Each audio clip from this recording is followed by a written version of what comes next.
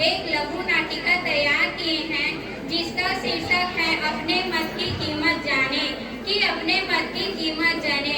चलो आइए देखते हैं एक लघु नाटिका जिसका शीर्षक है अपने मत की कीमत जाने। धन्यवाद।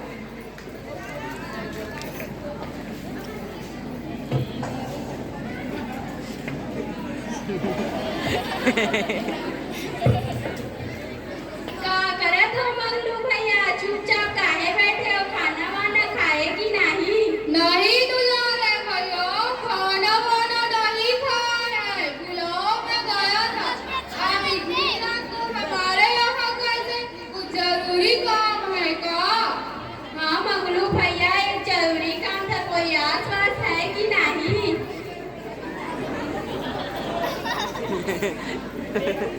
कानो नहीं है दुलारे भैया, का बात है? अरे मंगलू भैया, आज सुबह सुबह हमरे दुआरी पे एक उम्मीदवार आया था। वहाँ बोला थी इसकी एक वोट के बदला में 1000 रुपया दी और चांदी के बिछिया, साड़ी, दारू, मिठाई दी। और तुम्हार घर तो 55 जैसा ना मंगलू भैया, तुम्हार घर 55 आई भैया। ऐसा मौका बार बार नहीं मिले भैया।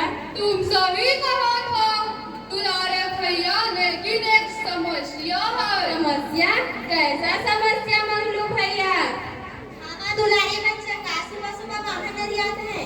अरे भौजी, आज सुबह सुबह हमरे दुआरी पे एक उम्मीदवार आया था। वह बोला थी इसकी एक वोट के बदला में 1000 रुपये दी और साड़ी, बिछिया, साड़ी, दारू और मिठाई दी। और तुम्हारे घर तो 55 हो भौजी, तुम्हारे घर 55,000 आई। अरे बैठे, अपने हाथ में लक्ष्मी को कौन जाने देगा? कार्य तुम एकदम से मौरा गए हो ना? तो दुलारे भैया के साथ चुपचाप चले जाना। बेसबूर कहीं के, कह रहे हो जाने का मन नहीं है। अरे मेरे बेटे कह रहे थे कि बापूजी, दारू पैसे के चक्कर में अपने वोट को मत बेचना, वरना ठीक नहीं होगा। अरे वो चक्कर क्या जाने, 2 क्लास पढ़ ले हमको सिखावा तुम्हें, बेसबूर कहीं के। माँ जी, वो ठीक कह रहे हो, बेसुरा नहीं है। हमें अपना वोट नहीं बेचना चाहिए। एक वोट से लोकतंत्र का निर्माण होता है। अगर लोकतंत्र मजबूत नहीं रहेगा तो राष्ट्र भी मजबूत नहीं रहेगा। राष्ट्र मजबूत नहीं रहेगा तो हमारे आने वाली पीढ़ी का क्या होगा? अरे तुम हमारे सामने ज्यादा इंग्लिश मत बोल। हम जानते हैं कि तुम कितने बुद्धिमानी हो। 5000 अपने से चलकर आवत है और तुम अपने आप को बुद्धिमानी बताते हो। ये कहाँ की बुद्धिमानी है? नहीं अम्मा जी, ये ठीक बोल रही है। बेवकूफ़ी तो आप कर रहे हैं कि जिस तरह से अपने वोट को बेचने की तैयारी में रही हो। मैं पूछता हूँ कि क्या 5-6 हजार रुपए की खातिर अपने बच्चों का भविष्य खतरे में डालना कहाँ की बुद्धिमानी है? इस तरह हमारे बच्चों ने आपका क्या बिगाड़ा है जो हमारे भविष्य खतरे में डाल रहे हो? अरे देखो, अपना भाई का कैसे तरफदारी कर रहा है। कह रहे हैं हम इसका भविष्य खतरे में डाल रहे हैं। अच्छा दुलारे भैया, आप ही बताइए कि हम इसका भविष्य खतरे में डाल रहे हैं?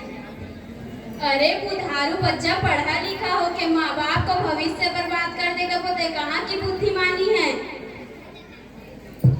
अरे बच्चा, ये बात इनकी समझ में नहीं आएगा। अच्छा दुलारे भैया, आप ही बताइए, हम अपना वोट बेचकर पैसे लाएंगे, उससे इनका ही तो फायदा होगा ना?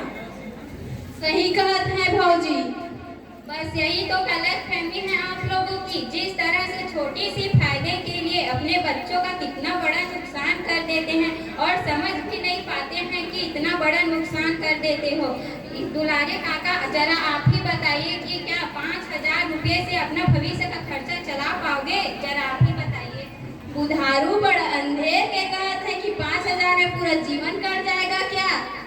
दुलारे काका, शायद आपको पता नहीं होगा कि 5-6 वोट से हमारे देश को एक अच्छा लोकतंत्र और अच्छा मतदाता, हमारे देश में एक अच्छा और समझदार प्रतिनिधि देने में सहायक हैं। और तो प्रतिनिधि हमारे देश को ऊंचाइयों की तरफ ले जाएगा, जिसमें आपके बच्चे भी होंगे। अगर चुनाव को सही तरीका से सही मायने में नहीं करेगा तो हमारे साथ साथ हमारे बच्चों का भविष्य भी खतरे में चला जाएगा। तब बताइएगा होगा कि नहीं?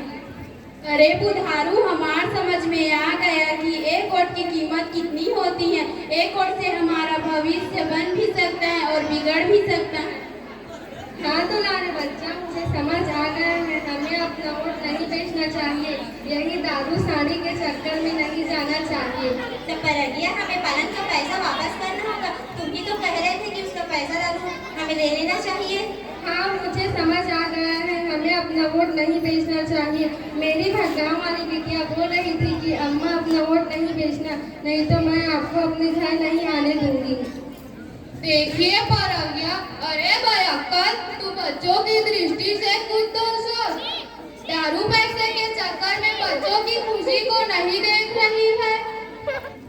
हाँ, मुझे भी समझ आ गया। मैं भी तो अपने बच्चों की खुशी चाहती हूँ ना। मुझे माफ कर दो बेटा, मैं अब अपना वोट बेचने की बात कभी नहीं करूँगी। नहीं अम्मा जी, आप ऐसे ना कहिए। अगर सुबह का भूला शाम को घर आ जाए तो उसे भूला नहीं कहते। जिस तरह से आपके समझ आने से कुछ नहीं होगा। जब तक कि देश के हर एक नागरिक को ये बात समझ नहीं आ जाता, तब तक लोकतंत्र का सही निर्माण नहीं होगा।